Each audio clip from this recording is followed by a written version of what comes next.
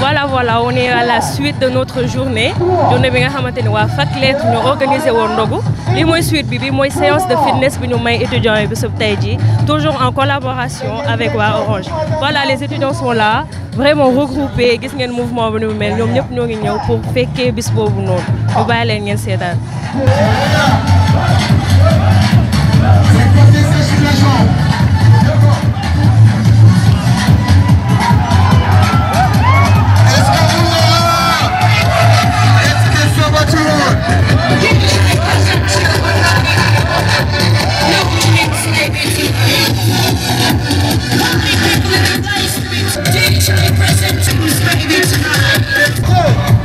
On continue avec le cheminots.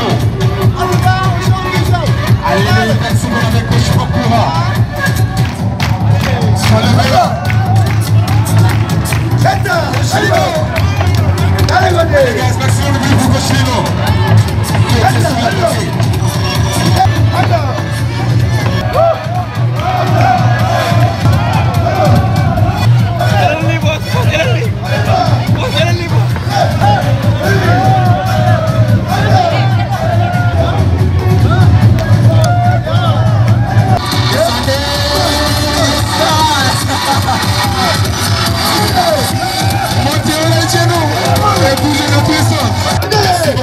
Social. Merci beaucoup l'Assemblée gauche. Merci beaucoup très cher public. La dernière minute. Yeah, la dernière minute. Et gars, c'est bien. Allez, on propose.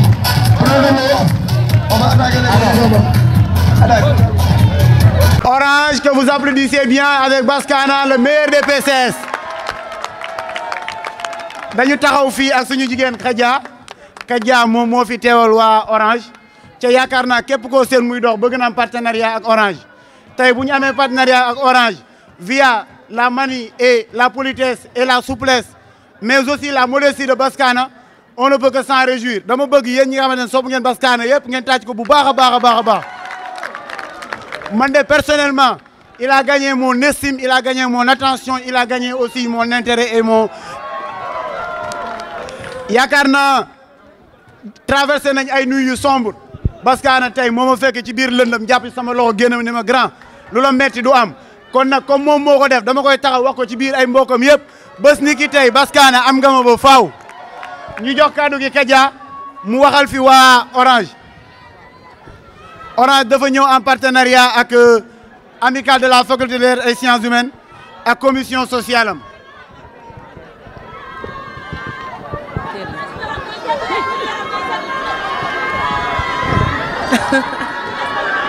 Merci beaucoup. Merci Docteur Lo. Bonsoir à tous.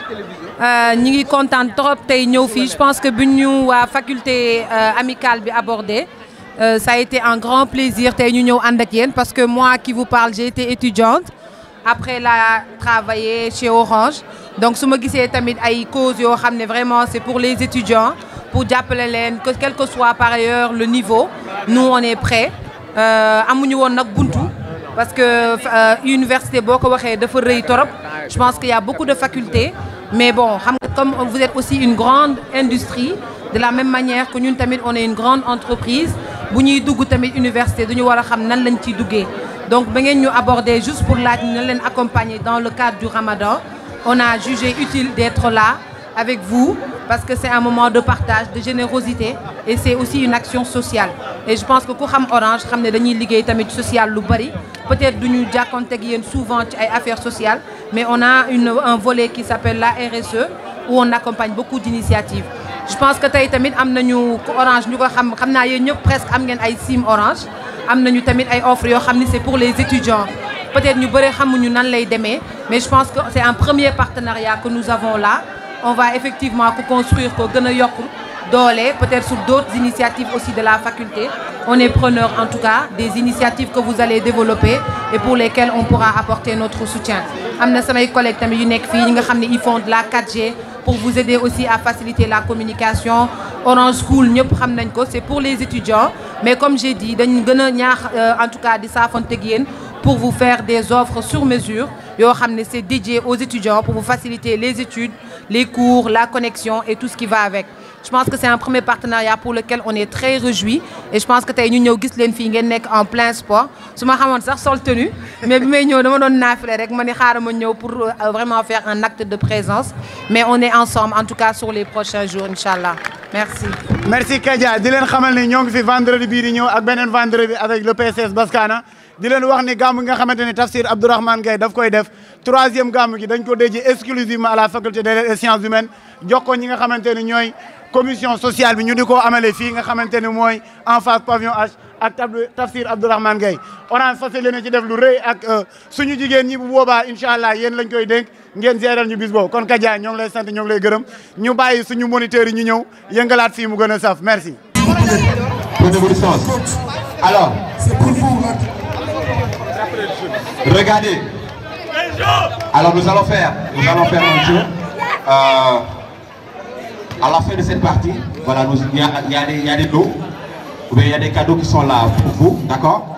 Nous allons organiser un petit jeu. Alors nous allons poser des questions. Et celui ou celle qui va trouver aura un solo, d'accord?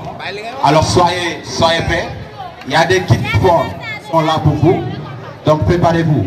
Mais en attendant, nous allons commencer avec le bout d'attaque. Gars, est-ce qu'il y a des partisans de bout d'attaque fini? Oui, je suis là, moi. Est-ce qu'il y a des partisans de bout d'attaque? Moi, je suis là. Et là, les gars, ils bout d'attaque, c'est ça. Alors les gars, reculez encore, prenez vos distances, s'il vous plaît. S'il vous plaît.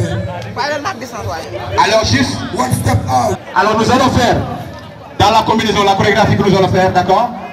Nous allons faire une course sur les côtés, c'est bien, c'est 1, 2, 3, 4, ça recule 1, 2, 3, 4 et ça part vers l'arrière.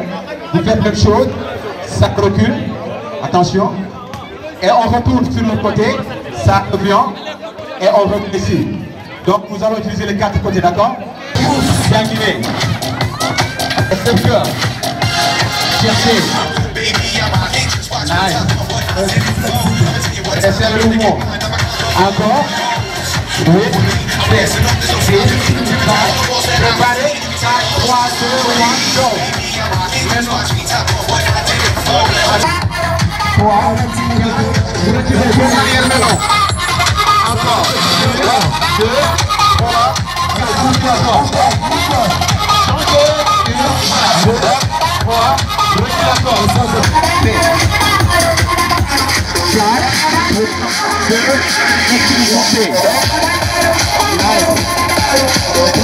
Écoutez la musique. encore, go.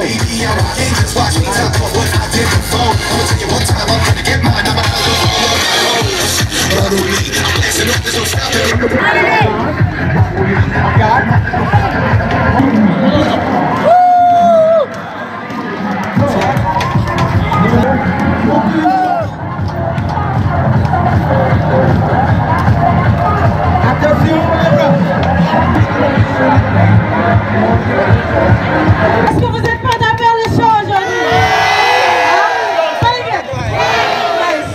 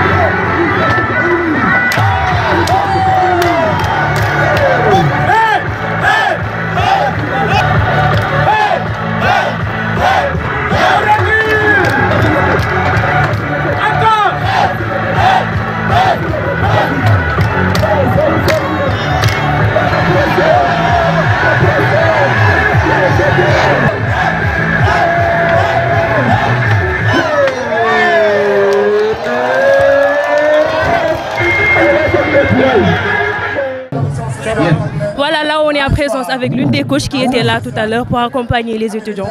On va les laisser se présenter et nous parler un peu de cette journée. Bonsoir madame. D'accord, moi je me nomme Sagarlo, je suis coach sportif en fitness et je suis étudiante à l'INSEP en management du sport, en master 2. Voilà. Comment vous trouvez cette soirée, la mobilisation des étudiants et tout? Je vois que c'est une très bonne initiative vraiment, parce que le fait de faire du sport, de la pratique sportive en fait, c'est bon pour la santé. Même on a remarqué que même quand tu pars à l'hôpital, le médecin te demande d'aller faire du sport. Ça montre que ça a des effets positifs sur la personne.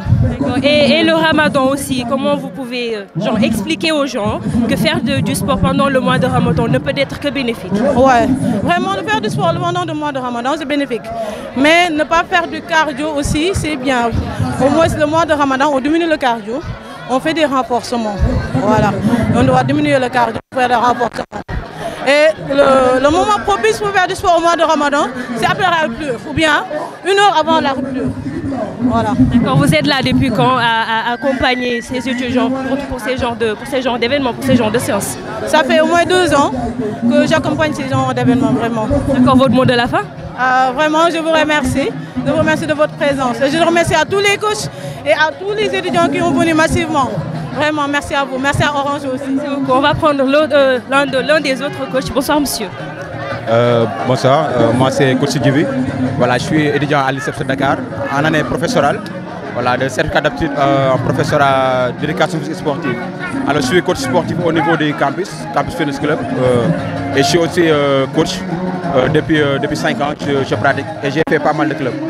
Comment vous trouvez cette initiative de la part de Orange qui est venu accompagner les étudiants de la faculté des lettres? Comment vous trouvez cette initiative?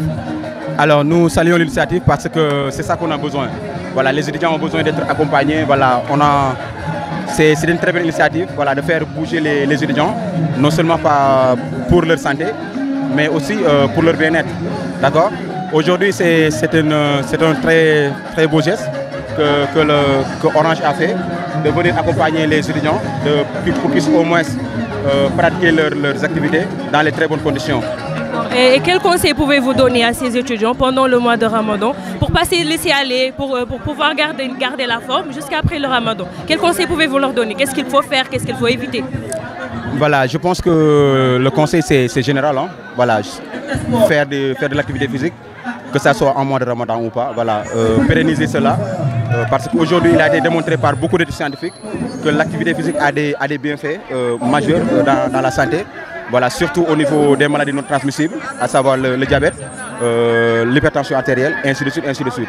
Mais aussi le sport améliore ou bien participe à la réduction du stress. Du coup, je pense que nous sommes dans un milieu vraiment stressant, avec les cours, ainsi de suite, ainsi de suite. Donc je pense que c'est une très bonne idée que les étudiants puissent au moins se pratiquer et qu'ils puissent au moins se pérenniser cela. D'accord, votre mot de la fin s'il vous plaît? J'ai pas compris. Votre mot de la fin? Juste remercier encore une fois de plus les étudiants de la faculté des lettres et aussi leur partenaire Orange et leur dire que voilà, c'est un bon début et qu'ils puissent au moins se pérenniser cela pour qu'au moins qu'ils puissent accompagner les étudiants. Et nous lançons aussi un appel aux étudiants leur disant qu'il y a un club qui est là. Voilà, nous sommes là tous les jours du lundi au vendredi. Ici au sein du campus? Ici au sein du campus, de 20h à 21h. Et qu'ils seront accompagnés par des coachs vraiment expérimentés et des coachs qui se connaissent dans le domaine. D'accord, rendez-vous chaque jour à 21h, ils seront là. On vous remercie, merci beaucoup coach. Merci, je vous en prie. De nouveau avec le PCS de la faculté des lettres et sciences humaines, Baskana, nous allons après Ndogobi, comment les choses se sont déroulées jusqu'à ici. Bas, on vous dit bonsoir. Bonsoir. C'est Bassirou Routine, président de la commission sociale de l'amicale de la faculté des lettres et sciences humaines. Comme je vous l'ai dit ce soir, c'était prévu d'organiser une séance de fitness ici au sein du campus social avec les étudiants et avec la collaboration d'Orange Sonatel Sénégal qui nous ont accompagnés pour l'organisation de ces séances de fitness. C'est prévu pour tous les vendredis du mois de Ramadan. L'organisation n'a pas dû être simple pour pouvoir regrouper tous ces gens et avoir les coachs. Comment vous vous sentez de voir que les niti wuyu nañ ci la ci sa journée niti ñëwal nañ la comment ban mbégte nga am instant bi? Là, je suis plus que content même.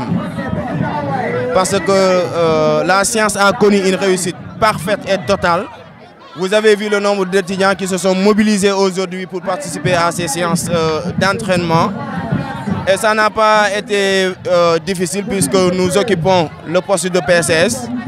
Donc je pense bien que ce n'est pas du tout évident qu'on regroupe ce nombre de personnes ici. D'accord. Le prochain rendez-vous, c'est pour quand? Le prochain rendez-vous, c'est pour le vendredi prochain. Bien évidemment, même lieu et même heure avec les étudiants. Et la prochaine fois, il y aura plus de mobilisation parce que beaucoup d'étudiants n'étaient pas au courant de cette séance d'entraînement. Et je pense bien et je ne doute pas que la prochaine fois, il y aura plus de mobilisation. D'accord, monsieur, nous allons vous dire sa impression sur Goudig. Ouais, assalamu alaikum. Alaikum salam, Tourbe. Tofen Diouf la tudd. Tofen ñu bàyyi la nga wax ñu sa impression ci guddi gi naka nga gisee mobilisation étudiant bi ñëw wuy ci seen PCS Bass. Waaw di ko rafetlu rek man maay président commission sportive faculté des lettres et sciences humaines.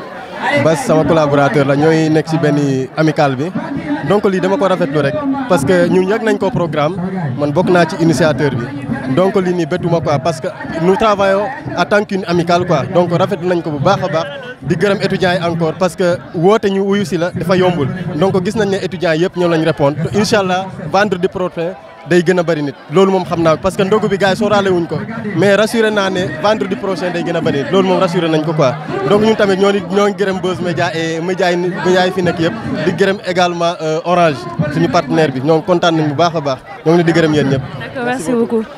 Monsieur Nudel naka nga gisee guddi gi. waaw naaj sans affaire yi moom alhamdulilah la ñuy wax quoi vraiment neex na comme ni nga ko gisee nii rek gars yaa ngi fi vraiment ñëpp jàpp nañ ci.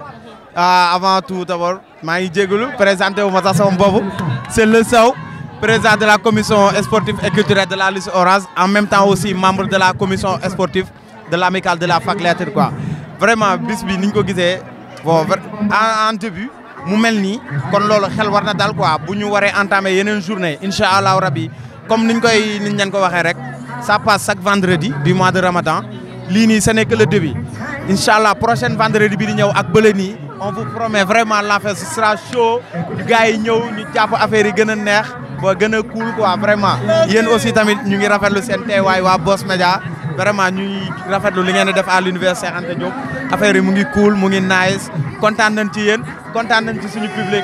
Bon je vais laisser la parole aussi à Mamkor adjoint PCS et membre du commission sociale mu am lu mu ci sànni quoi jaayoo Mamkor. Monsieur, bonsoir. Oui, bonsoir. Comment vous trouvez cette soirée? D'accord. Avant tout, je me présente d'abord. C'est Mamkor Faye, adjoint PCS de l'amicale de la faculté de lettres et sciences humaines. Donc, je fais partie de la commission. Je suis le premier adjoint de Bass. Je pense que c'était une journée agréable qu'on a organisée peut-être difficilement, mais quand même avec l'aide de Dieu, on a eu l'occasion de s'en sortir. À part ça aussi, on magnifie en tout cas l'engagement de notre partenariat Orange Sonatel. En tout cas, qui a fait un travail extraordinaire de nous offrir en tout cas cette collaboration qui nous a permis aujourd'hui d'être là et d'assister à une journée encore une fois très bien dans la santé. Et je ne peux pas aussi terminer sans pour autant remercier Buzz Media qui est là pour en tout cas défendre l'intérêt général, l'intérêt des étudiants. À chaque fois qu'on a besoin de la presse, Buzz est là, toujours là pour montrer notre travail. Donc, je dis bel et bien que prochainement, la prochaine séance est prévue le vendredi prochain et il y aura plus de mobilisation, plus de monde quand même. Donc, par là, je lance un appel solennel à tous les étudiants de venir assister à cette rencontre parce qu'on a besoin la main de tout un chacun parce que c'est l'amicale qui organise, c'est la commission sociale qui organise, c'est les étudiants qui organisent. Donc pourquoi pas sortir de leur chambre, venir ici, assister et fêter cette fitness qui est en tout cas un volet extraordinaire qui participe aussi à l'amélioration de la santé. Donc je pense bel et bien que c'est juste ça. On est tellement émus en tout cas de la présence de tout le monde parce que vous voyez vous voyez les gens, vous voyez les étudiants, il y a de la masse, donc tout ce que nous pouvons dire, c'est de les remercier, parce que sans eux, on ne pourrait pas en tout cas réussir cette activité.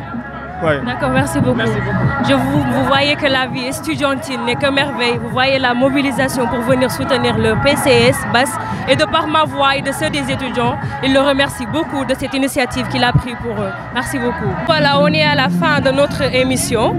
Tay dañu nekkoon ak waa faculté des lettres et sciences humaines qui ont organisé une grande journée bi nga xam ne au début heure ndogu servir nañu ay ndogu jox ko seeni ay étudiants là si guddi gi ñu daal di organiser benn séance boo xamante ni nii fitness la toujours en partenariat avec waa Orange ñoom ñoo leen may journée boobu noonu donc tey wan nañu leen lien bi nekk entre ces personnes wan nañ leen que ni la vie estudiantine n'est pas calée au fac il y a vraiment d'autres choses toujours damay continuer ak yéen ci lancer boobu noonu di leen wan li ngeen xamante ni nii réer na leen ci biir université Cheikh Anta Diop de Dakar du coup prochain rendez-vous vendredi lay doon vendredi prochain dañu amalaat beneen séance boo xamante ne bu doy waar mooy dàkk bi gis ngeen ma sànq maa ngi woon ci biir prochaine fois moom du ma téye micro damay daw comme ñëpp d'ici là portez-vous bien laissez un cœur et gros bisous